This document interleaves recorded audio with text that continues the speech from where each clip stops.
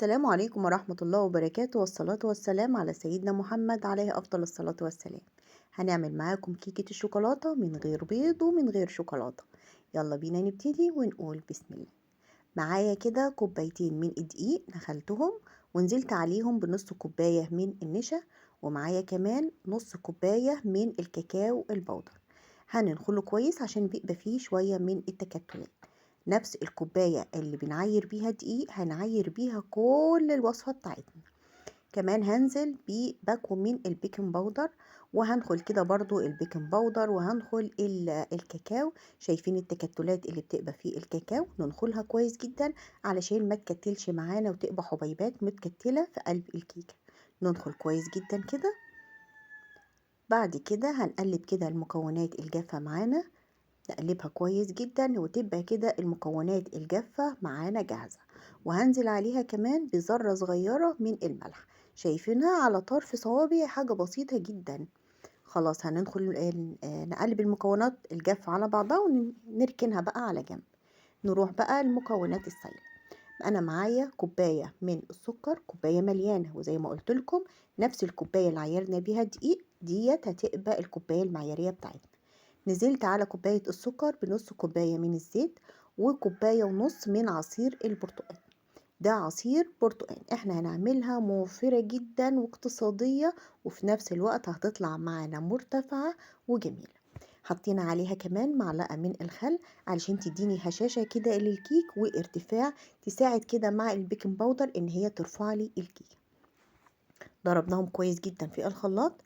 هناخد بقى المكونات دي ونروح بقى نحطها على المكونات الجافة. انا هنزل كده بالخليط السائل واحدة واحدة.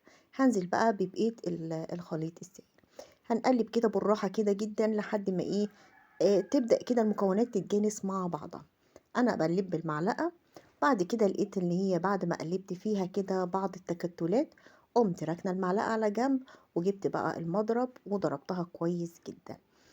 القوام بتاعها احنا مش عايزينه لا قوام سايب قوي ولا قوام تقيل قوي، قوام معتدل. هنضرب كويس جدا لحد ما التكتلات، شايفين في تكتلات كده في قلب الكيكه، هنضربها كويس جدا بالمضرب لحد ما تبقى معانا زي الفل ما فيهاش اي حاجه. خلاص هي بقت كويسة معانا جدا. هنجيب بقى المعلقة اوريكم القوام بتاعها، ونمسح كده الاطراف كده عشان لو في شوية دقيق تحت، يعني مستخبيين كده ولا كده، لا يجوا كده مع القوام. شايفين القوام بتاع الكيكة بتاعنا؟ هو ده القوام المطلوب. الفرن بتاعي طبعا انا مشغلاه وانا بعمل المكونات بتاعه الكيكة، علشان الكيكة تخش على فرن سخن.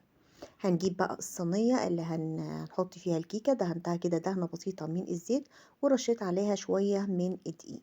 هنزل بقى بخليط الكيكة كله، مش هسيب حاجة في الطبق، هنمسحه.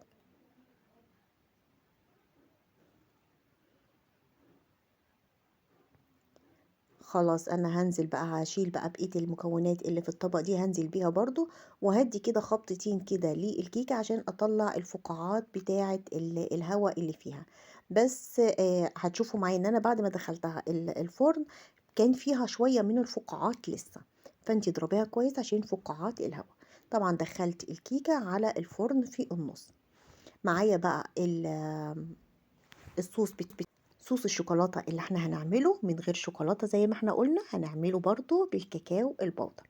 معايا 3/4 كوباية سكر، نزلت عليهم بكوباية من الحليب، ونص كوباية من الكاكاو الخام، عليهم ربع كوباية من الزيت. وهنضرب المكونات دي كويس جدا في الخلاط، يعني الخلاط هو البطل بتاع الحلقة بتاعتنا النهاردة.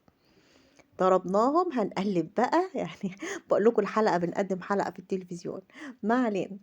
هننزل كده نقلب كده المكونات علشان الأطراف اللي كانت لسه طبعا ما اتخلطتش معانا هننزل بيها. هو ده قوام أنا عايزة في الصوص الشوكولاتة. هنعمل قوامين، قوام تقيل وقوام خفيف شوية. أنا هاخد القوام التقيل دوت في طبق كده بقى على جنب، ده اللي احنا عايزينه، قوام يبقى قوام للشوكولاتة تقيل. عايزين بقى بقية الشوية اللي لسه موجودين في قلب شفشق الخلاط، هضيف عليهم ربع كوباية من الحليب، علشان أنا عايزة القوام ده يبقى خفيف شوية، مش عايزاه تقيل. عايزة قُلت زي ما إحنا قُلت في الأول عايزة طبق يبقى فيه قوام تقيل وطبق فيه قوام خفيف، ده القوام الخفيف اللي إحنا عايزينه، هاوريه لكم طبعًا في الطبق. هنعمل بيه ده إيه وهنعمل بيه ده إيه، هتعرفهم لمّا الكيكة تخرج من الفرن بإذن الله على خير كده. طبعًا زي ما أنا قُلت لكم الكيكة ندخّلها على الشبكة في النُص على درجة حرارة 180 درجة، وما نفتحش عليها إلا قبل 30 دقيقة ما نفتحش عليها، بعد 30 دقيقة نبدأ بقى نشوف الكيكة بتاعتنا أخبارها إيه في الفرن. ده القوام التقيل وده القوام الخفيف.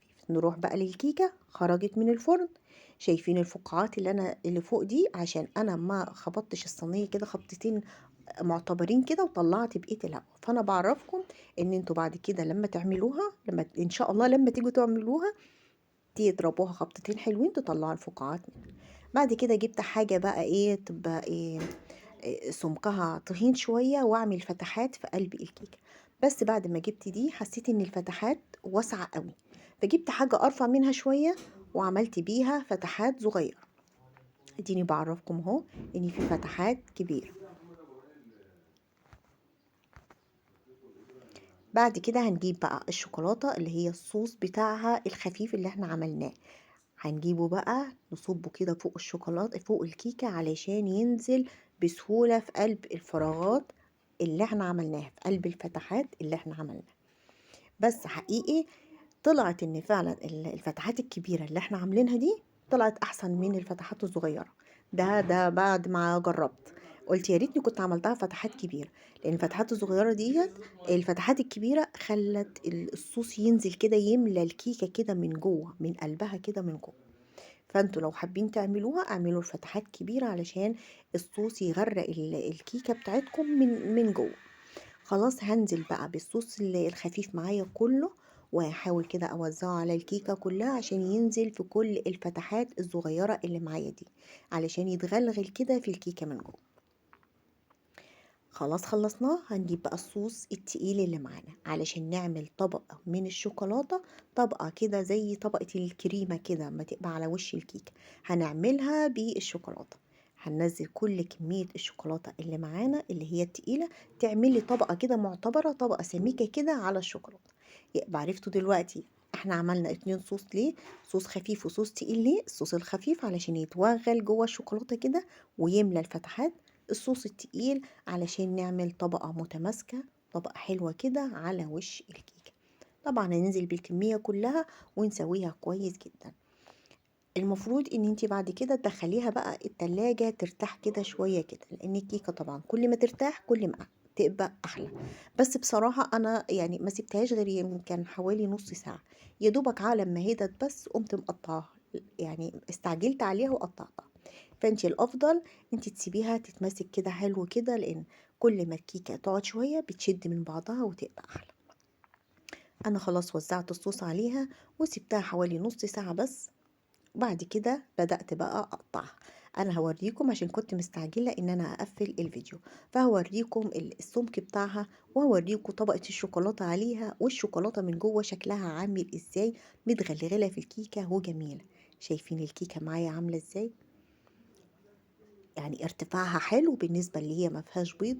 شايفين كنت بحاول اوريكم الشوكولاتة جواها عاملة ازاي. شايفين الشوكولاتة دي الحتة دي جت من اللي هي الطبقة اللي فيها الفتحات الصغيرة، اعملوها فتحات كبيرة هتنزل شوكولاتة اكتر. شايفينها كلها غرقانة بالشوكولاتة ازاي؟ جربوها بإذن الله هتعجبكم، من غير بيض، بعصير البرتقال، بصوص الشوكولاتة، حاجة بصراحة جميلة وغرقانة شوكولاتة، وولادك هيحبوها. يلا لما تعملوها بإذن الله قولوا رأيكم في التعليقات، واترككم في رعاية الله، والسلام عليكم ورحمة الله وبركاته.